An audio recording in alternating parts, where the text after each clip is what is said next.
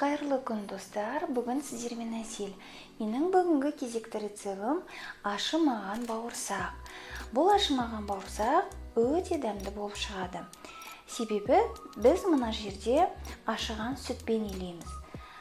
Бірақ та май қосылмайды. Ашыған сүт, жұмыртқа, қант, тұз, ас содасын міндетті түрде гастетесіздер.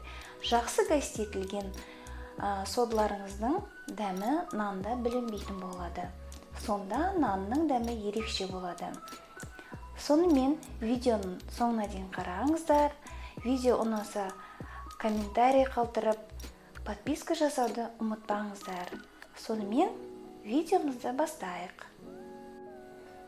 Ең алдымен ас содасын уксуспен гастетеміз жақсылап. Ашыған сүтке жаңағы гастетілген содамызды қосамыз. Бұл жақсылап не ашыды, қарасаңыздар.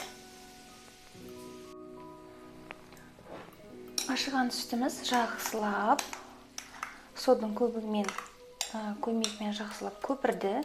Енді біз оны ұнға саламыз.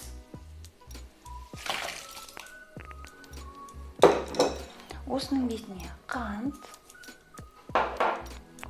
тұз, жұмыртқа. Осының барын біріктіріп, нан илейміз. Нан жарты сағат демалып тұрады.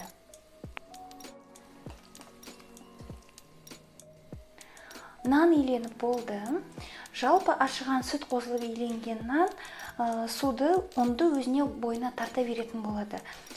Сол себепті ұнды көп қоса берудің қажеті жоқ. Қарап тұрсаңыздар, міне өте жұмсақ болып шықты. Себебі жұмсақ нан болса, бауырсақ жалпы жақсы көтерілетін болады.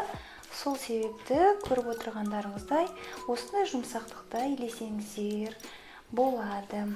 Енді бұл нан бізде жарты сағат демалады. Жарты сағаттан кейін қуыра бастаймыз. Нан дайын болды. Енді оқтаудың көмегімен бұл нанды жаямыз. Одан кейін оны ромбе қып кесеміз. Нан жайлы болды. Енді біз бұны кесеміз. Ромбе қылып, осылайынан. Мантыға қалайынан кесесіздер, солай 4 бұрыш қып кесіп аласыздар. Бауырсақты осылайынан кесіп алдым. Қазір май қызиды, содан кейін оны қуырамын. Мынау менің ашымаған бауырсағымның нәтижесі. Қараңыздаршы, өте әдемі болып шықты.